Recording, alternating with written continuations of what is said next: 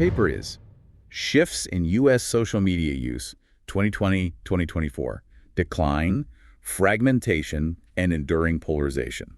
It's by Peter Turnberg from October 2025. And here's the 1-minute summary for you. First, there's the Great Decline. Overall social media use in the U.S. is actually dropping. Right, and especially among the youngest, 18 to 29, and the oldest, the 65-plus crowd. Then you have the Twitter flip. This one is huge. In 2020, Democrats dominated posting on the platform by a 45-point margin. And now? In 2024, Republicans are dominating the posting. It's a swing of nearly 50 percentage points in just 4 years. And finally, the polarization loop. Fewer people are posting overall, but the link between, how much you dislike the other political party and how often you post, that link has gotten stronger. So the big conclusion is that the digital public square is getting smaller, it's getting sharper, and it's getting a whole lot louder. Exactly. Not because more people are yelling, but because all the moderates have quietly left the room. So let's unpack that. Welcome to AI Paper Podcasts. Today we're looking at a data set that is basically a giant warning sign for anyone in machine learning or data science. It really is. If you're out there building models, analyzing trends using social data, this is probably the most important reality check you're going to get all year. Because the whole landscape isn't just shifting. It's inverting, completely inverting. We know a lot of you listening are, engineers, researchers. You're used to the usual pipeline. Grab the data fire hose, scrape the API, clean it up, train the model. But this paper is arguing that the fire hose itself has fundamentally changed. The water is different now. Right. Usually when we see social media trend reports, they're from the platforms themselves. We hit 2 billion users. Yeah. Or from that scraped data. But Turnberg points out this massive flaw. API scraping, it only measures the noise. It can't measure the silence. So how did he get around that? Getting real ground truth on internet use is famously hard. He used the ANES, the American National Election Studies. For any data scientists listening, this is the gold standard. It's address-based probability sampling. Yes, which means they aren't just polling people who are already online and happy to take a poll. Which is a huge selection bias. A huge one. The ANES is different. They literally go knock on doors. They do face-to-face interviews, mix it with rigorous web surveys, and then they weight it all to represent the actual U.S. census population. So it captures both the person who checks Facebook once a month and the 19-year-old who just deleted all their accounts. Precisely. And that distinction is key. Let's start with that first big trend, the decline. The numbers here are just fascinating. They are. We're seeing this contraction. The average number of platforms anyone uses, it dropped from 2.69 in 2020 to 2.61 in 2024. Okay, that sounds like a tiny decimal point, a rounding error. It looks like one, but what's hidden inside that average is a really significant jump in non-users. People who are on zero platforms. Zero platforms. And the real surprise is who is logging off. My first guess would be older people. And you'd be about half right. For the 65-plus group, non-use went up by about 12 percentage points. But for the 18 to 29-year-olds, Gen Z non-use went up by about 7 percentage points. Wait, hold on. Gen Z is logging off. That goes against basically every marketing presentation I've ever seen. They're logging off the public square. The paper suggests this big shift away from networked feeds, like Facebook, to two main things. Okay, what are they? Algorithmic short-form video, so TikTok, and semi-private discussions. Group chats, Discords, DMs. It's that dark forest theory of the internet playing out in real time. People are retreating. They don't want to broadcast to the world anymore. And the platform winners and losers really show that. For sure. Facebook, YouTube, Snapchat, and X all saw their overall reach go down. And the only ones that grew, even modestly, were TikTok and Reddit. And just think about how those two are built. TikTok isn't really a social network, it's a content delivery machine. You don't need friends, you just need eyeballs. And Reddit is anonymous, it's topic-based, it's not about your real identity, it's about your interests. Exactly. So if you're a researcher training an LLM on how people talk and you're scraping the public web, you are completely missing the authentic Gen Z conversation. Because that conversation has gone private. You're just getting the influencers and the people performing for an audience. You're losing the normal people. The normies are gone. Which is the perfect segue to the biggest bombshell in this paper. We have to talk about X. Oh, yeah. It's the case study of the decade for data drift. I mean, the structural inversion is just staggering.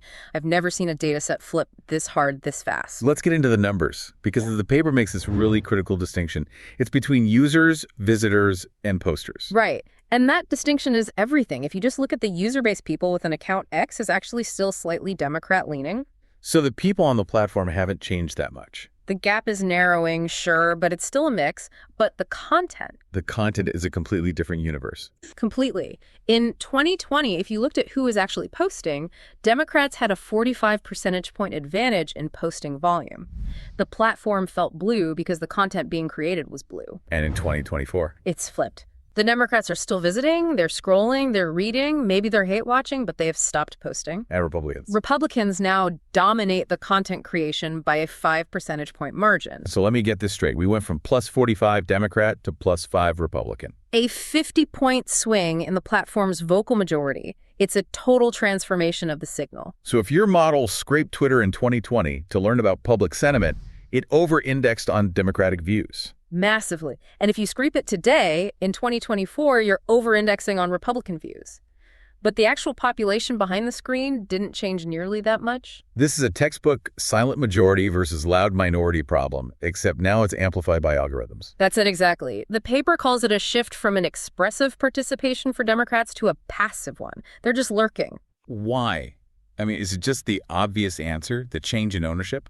The paper suggests it's something deeper, which is trend 3, affective polarization. Okay, let's define that. Affective polarization. It's a political science term, but it's pretty simple. It measures the emotional gap between parties. You use a feeling thermometer, rate your party from 0 to 100, then rate the other party. The difference is your score. So if I love my party at 100 and hate the other at 0, my score is high. I'm very polarized. You got it. And here's the correlation that seems to drive the entire social media machine. Let me guess. The more you hate the other side, the more you post. Bingo. Yeah. Rage equals engagement. We've kind of known that intuitively, but the data visualization in this paper is just so stark. It's a steep positive slope.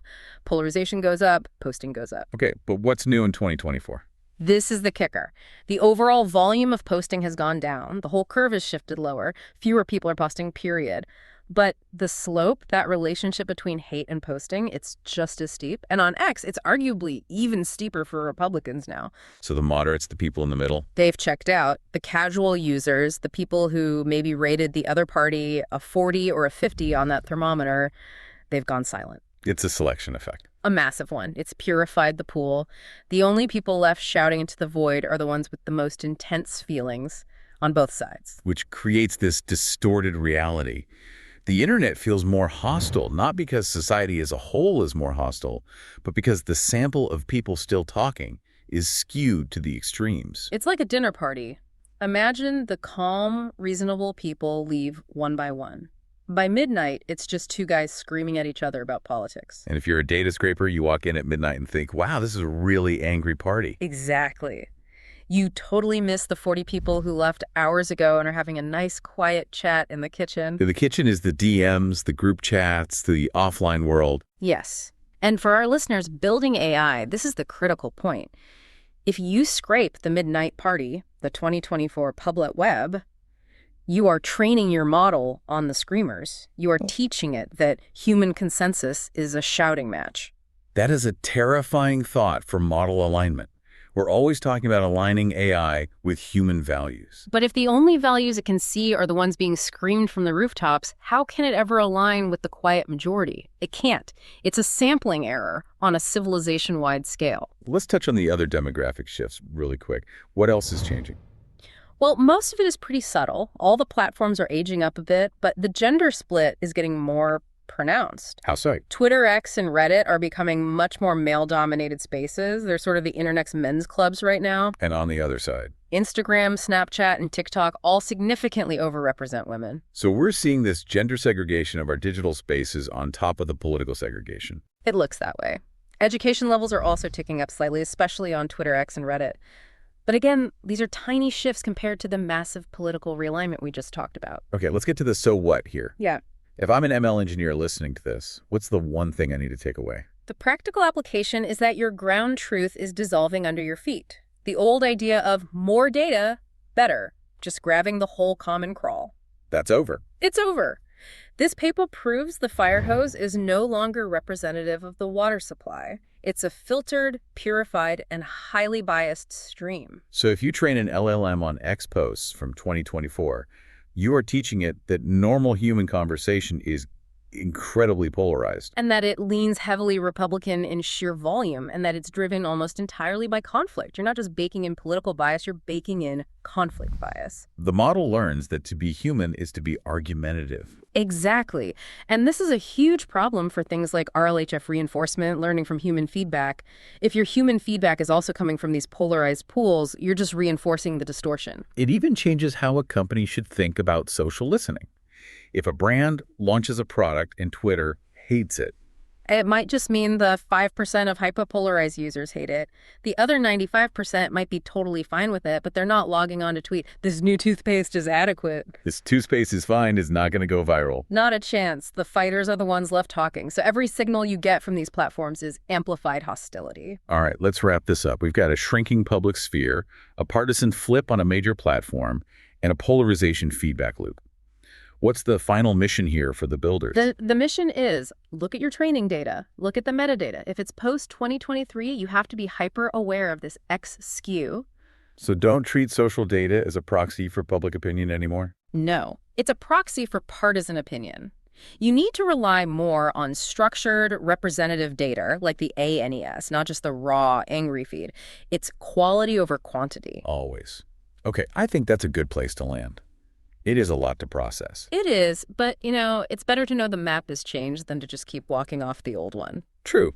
So I'll leave you with a final thought. We always like to end with a question. Here it is. If the normal people, the moderates, the casual observers, are all leaving the digital town square for private group chats, And only the partisans are left behind to train our algorithms. are we building an AI that fundamentally misunderstands what human consensus even is? Are we building an AI that thinks conflict is our default state? That's the question. Think about it. Check your data sets. Thanks for checking out this episode of AI Paper Podcasts. See you next time.